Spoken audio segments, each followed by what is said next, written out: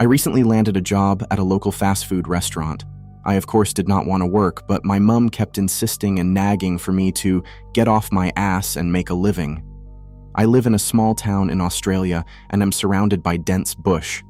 This fast food restaurant is very similar to a McDonald's, as in, it has a drive-through and sells burgers. This particular restaurant has a bit of history to it, due to the local community not wanting it built, due to it being on some old site that the town held dear. I wasn't sure what was there because I had recently moved to the area, but all the signs and protests were still carrying on, even though it had been 4 years since the store had opened. After I started working, I was promptly trained in all the major areas, serving customers, running the drive-thru, flipping the patties, and making a damn fine cup of coffee. I got along with most of my coworkers and got a date with one of the cute ones. After working for around a month, my store manager approached me and asked if I was interested in working the night shift, the most boring time of the night, where the store would be closed except for drive-thru, and I would have to solo the store all night due to it not being a very busy establishment.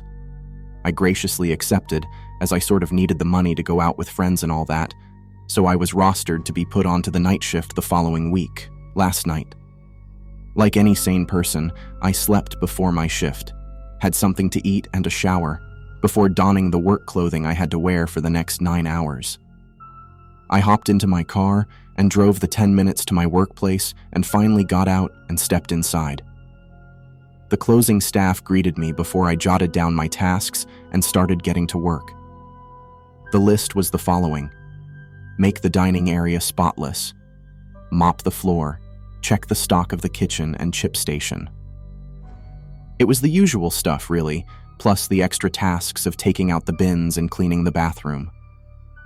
I went down to the change rooms, hung up my jacket, put my apron on, and began my shift. I watched as the closing crew left our small building, got into their cars, and drove away. I was alone. With a sigh, I went into our little washroom to grab the mop and began to fill it. The slow movement of the water began to irritate me as it took forever to fill the bucket. The light in the room flickered, and I swear I saw a figure out of the corner of my eye. I blinked and it was gone. Must have been my mind playing tricks on me. Once it finished, I went into the dining room and made sure that the doors were all locked. I mean, who wants a random walking into their closed store at night, especially when the area you are in is known to have lots of attics? As I dragged the mop into the center of the small dining area, I heard the familiar noise of a printer in the manager's office.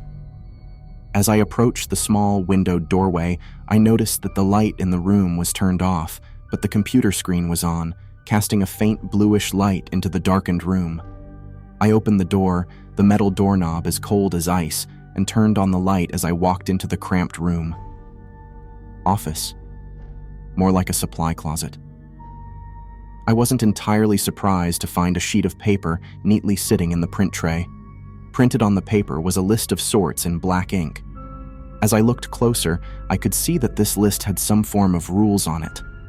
I picked the paper from the tray, which was still warm from the print, and as the paper flopped in my hands, a waft of air pushed toward me, causing strange, out-of-place citrus undertones to fill my nostrils. I raised it closer to my face and read the page. Rule 1. If you hear knocking on the doors and windows, turn all the lights off and stay under the counter until it stops. Huh? That's strange. Knocking? Rule 2. If the temperature drops dramatically, check the thermostat, then whatever you do, do not look behind you. Rule 3. If the lights start to flicker in the manager's office, cover the window in the door, lock the door, and stand still for 30 seconds. Rule 4. If you hear sobbing coming from the bathroom, go check it. If it turns into a wail, it is already too late. Rule 5. If you see a woman across the street, do not stop looking at her until you hear a knock on the wall behind you. Rule 6. If music plays over the PA, hide in the freezer until it stops. Rule 7. If you receive a phone call from someone you know, do not answer, or they are next. Rule 8. If you are outside taking out the rubbish and see the bins are open, run back inside and do not leave for the remainder of the night. Rule 9. If you hear light breathing through the headset for the drive-thru, turn the headset off and run to the bathrooms. Was this a joke? I thought to myself. Some dumb prank devised by the closing manager to try and scare me out of the building on my first night shift. Nice try, I mocked, looking towards the camera closest and flipping it off. I threw the paper into the bin without a second thought, grumbling under my breath about time wasters. That took 5 minutes out of my shift, 5 minutes less to do my job. I returned to my mop and began to start cleaning the floors. They were caked with mud due to a recent thunderstorm and because people are so inconsiderate as to not wipe their shoes on the glaringly obvious doormats before coming in. Assholes. As I began to near the bathrooms, I felt as though I was being watched. You know the drill. The hairs on the back of your neck stand up and you feel really uncomfortable. I spun on my heels and scanned the room, the pit-pat of rain beginning to start up. After looking around for a short while, I just shrugged it off and turned back to my mop, picked it up, and continued cleaning. However, as I approached the door to the bathroom, I began to hear a faint sobbing. It startled me. I wasn't expecting that. This whole time, I had thought I was alone in the store. I called out through the closed door, asking if anyone was in the room and received no reply. I asked again, and like previously, I didn't hear a reply, so I nudged the door open slowly. As I entered the small, one-stall bathroom, I scanned around and noticed 2 key details. The crying had stopped, and no one was there. Creepy. The rain began to pick up, the sounds echoing off the metal roof, and I left the bathroom, eager to finish my mop and get away from the bathroom for the rest of the night. Something felt off. Hadn't that prank list mentioned something like this? I raced back to the bin where I had tossed the letter and fished it out, wanting to double-check the rules it gave me. After getting the paper from the bin, I read it again, and sure enough, there it was. Rule 4.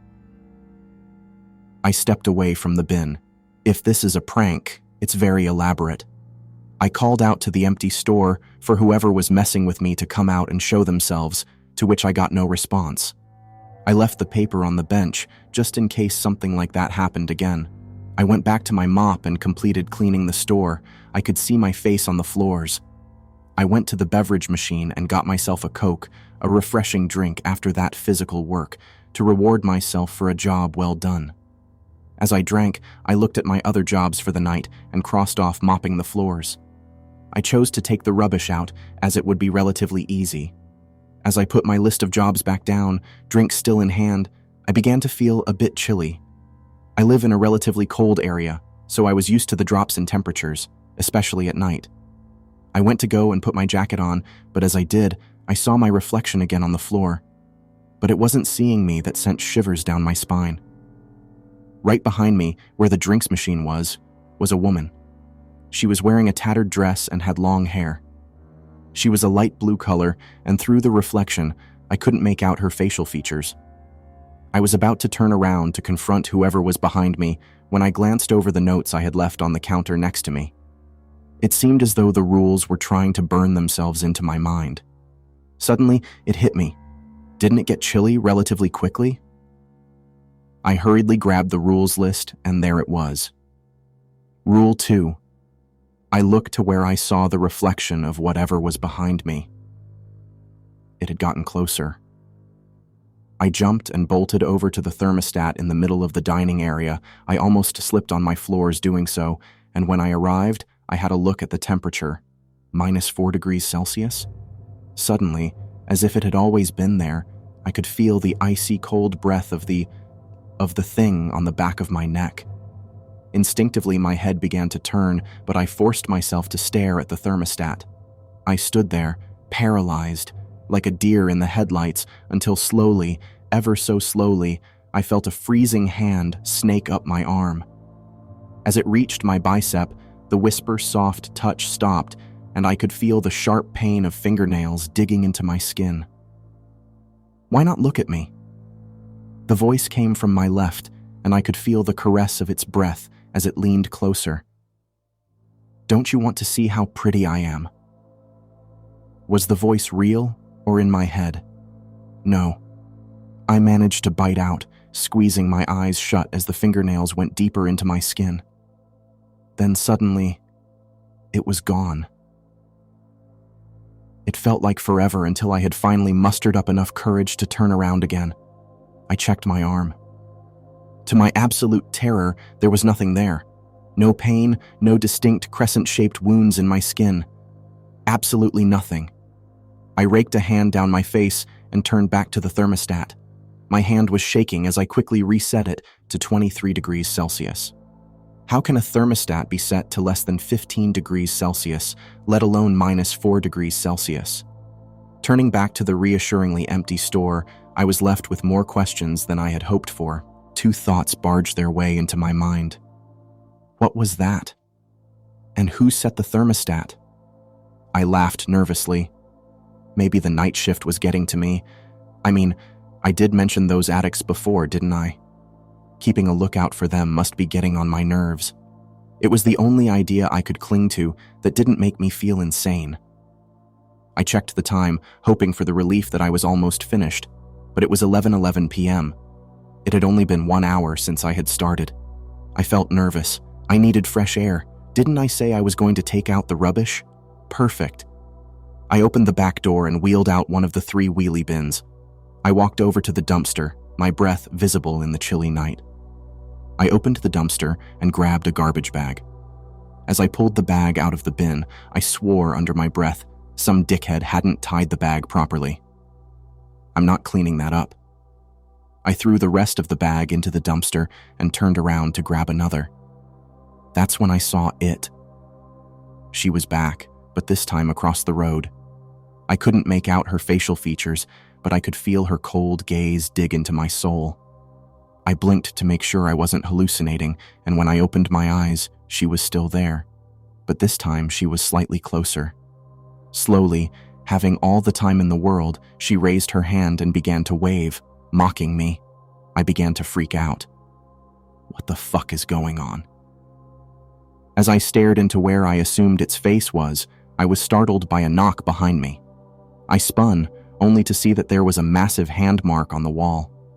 I quickly turned back around to face the thing across the road. It was gone.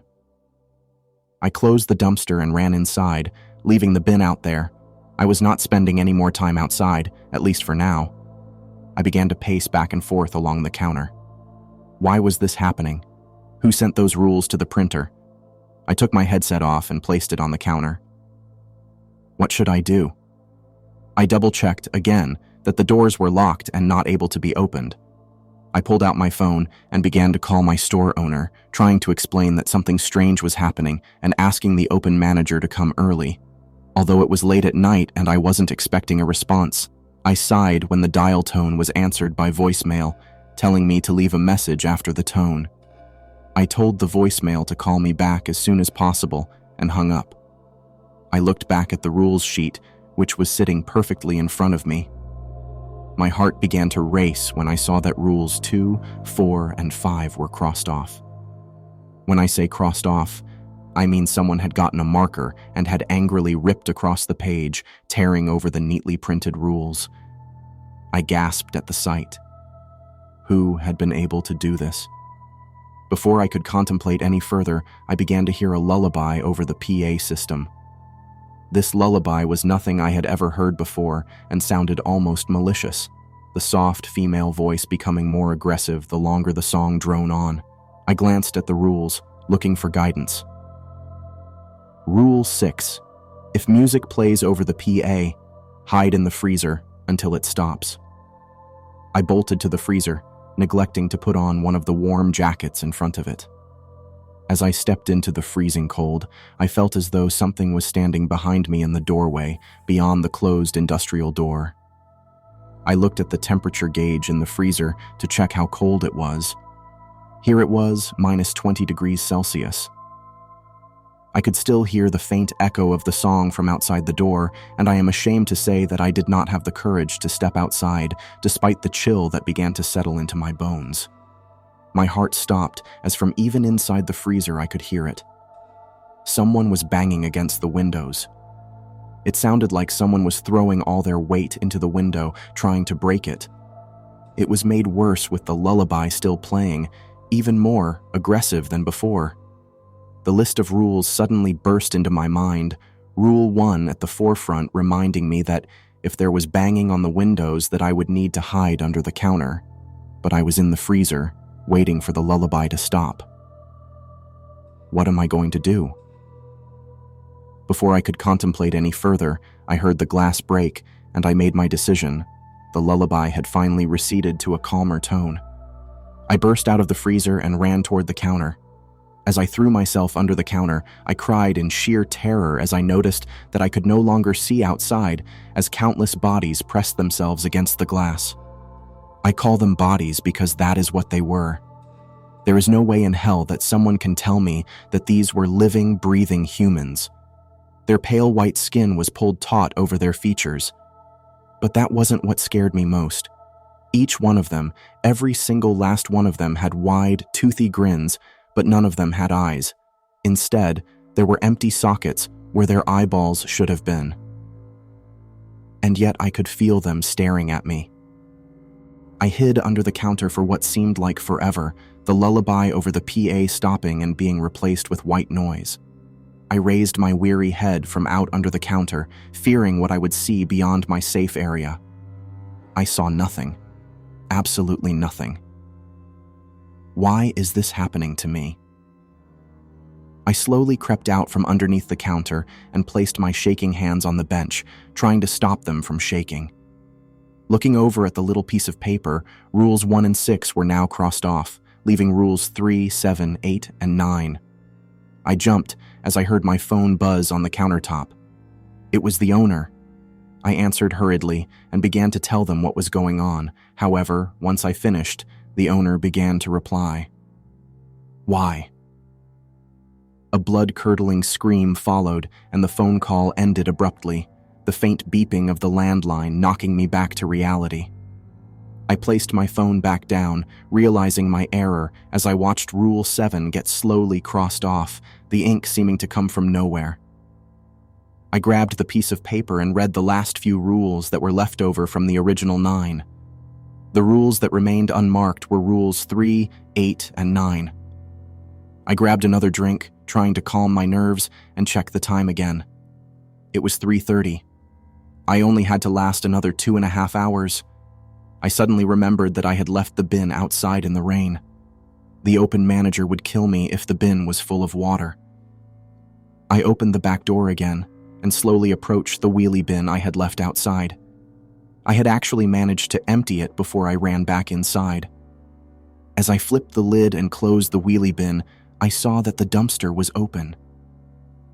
Didn't I close it when I went back inside? I closed it again, and as I turned to move the bin, I heard a horrifying scream come from inside the dumpster. Oh shit. I turned around to face the dumpster, but was stopped by the same icy cold breath on the back of my neck. Look at me! A voice screamed out into the night, a high-pitched wail causing my ears to ring. I left the bin and sprinted to the back door, the pit-pat of my footsteps on the asphalt becoming faster and faster, quickly followed by even faster feet, the wail becoming louder and louder, never leaving my ear. I got to the back door and slammed it into place, a faint knocking on the other side. Let me in. I collapsed, sliding down the door onto the floor. My heart felt like it was about to burst out of my chest, but I couldn't move. The shock was finally settling as my mind began to race once more. There was no way I was imagining this. Why wasn't I warned that something like this would happen? How does no one else know? What is going on? These 3 questions kept circulating through my mind. The knocking receded, and I was left with an eerie quiet, as if there was meant to be sound, but there was none. When did it stop raining? I rose up slowly, my shaking hands doing little to help me up. Creeping slowly, I made my way to the front counter, eager to consult the list. If all the rules are getting crossed off as they occur, I only need to look out for the last few, right? As I approached the list, I felt the temperature of the room drop. Not a gentle drop by 1 or 2 degrees, but by at least 10, causing the room to feel like a freezer. As I looked at the list, of course, Rule 8 was crossed off. Rules 3 and 9 remained. Drive-through and manager's office, right? I whipped my head around to look at the manager's office. Nothing out of the normal there. I looked at the feed from the camera facing the drive-through. Nothing there either. I breathed a sigh of relief. Nothing out of the ordinary at last. I closed my eyes and chuckled, whispering softly, "Is that all you got, monster?" That was a mistake. My phone rang. It was the owner again.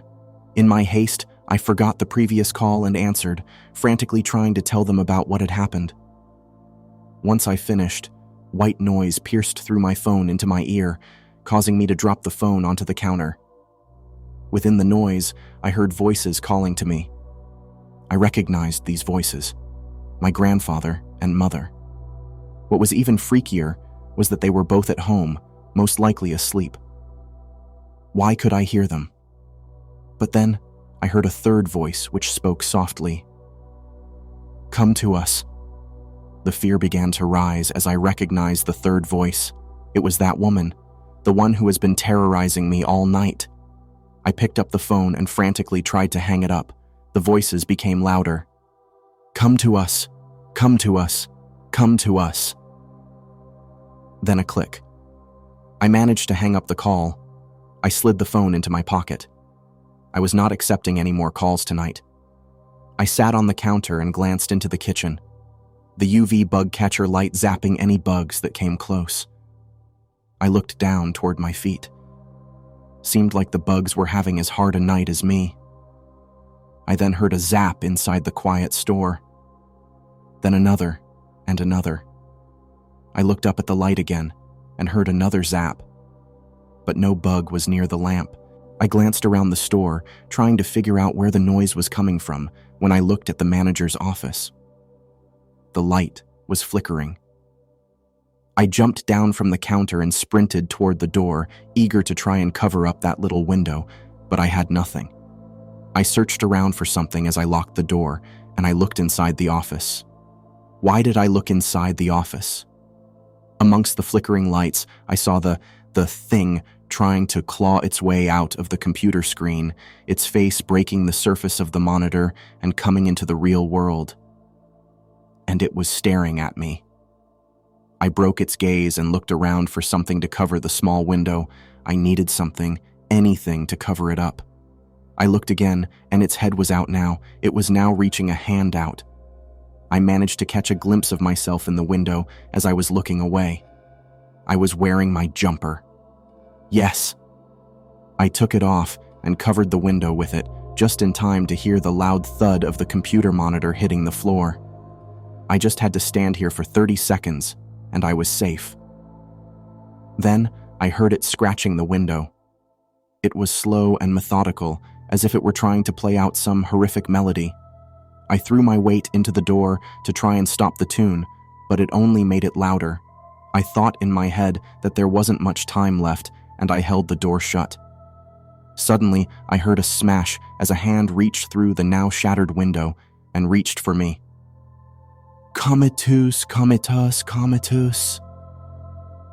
The creature chanted as it felt around for me, finding my face and gripping hard. I pulled away from its grip and jumped back from the door, letting go of my jumper in the process. As I glanced back at the door, toward where I just was, I saw nothing. As I began to calm down, I heard the scratching of the paper, which signified that only one more rule remained. Rule 9. Saving the best to last? Is what I thought when I looked down at the list. I was delirious. I began to laugh. "One more task. Bring it on," I yelled throughout the store, and if, like a cruel joke, I heard the ding of someone in drive-thru. I picked up the headset and slammed it on my head and asked, "What do you want, you monstrous bitch?" It's safe to say that the person on the other end was not at all happy to hear that answer. They drove through after calling me a fuckwit and flipping me off as they drove past. My first customers of the night, my first chance to interact with someone, gone. I was upset with myself. I slammed my fist on the table and exclaimed no short list of expletives. It was all that damn thing's fault. I looked at the last rule again, and my mind said, fuck it. And I decided that if the thing came through, I would confront it. I didn't give a shit anymore. And as if right on cue, I heard faint breathing coming from the headset. I turned the mic on and told that thing to fuck itself. I know, right, big man? I grabbed the rules to cross the last one off myself, and I was suddenly picked up and thrown across the room into the kitchen. The lights all shut off, leaving only the faint glow of the UV bug light. I saw it then too. As I looked at the rules to see if Rule 9 had been crossed off when I saw another rule fade onto the page. It was as if someone had written it in invisible ink. Rule 10. The rules lie. I glanced up just in time to see the thing come crashing through the front door and rampaging toward me. I couldn't move. I couldn't do anything. As it got to the entrance of the kitchen, I shut my eyes. I lost. The lights in the store flickered on, and I shot my eyes open to see that the thing had disappeared. I looked over at the entrance to see the store owner, who had a panicked, worried expression. He came over to me and told me that I was safe now and that there was nothing to worry about. I think I blacked out because when I came to, I was in the back of Mum's car. I sat up and asked her what happened. She told me that the store owner called her to come and get me because I was catatonic and that she rushed down to come and get me. We arrived home a short while after, and I collapsed into a heap at my bed. If I hadn't told that thing to fuck itself, I would probably be dead or worse. And as I finish writing this to you now, I have to go turn the heater up as it has gotten really cold in my house.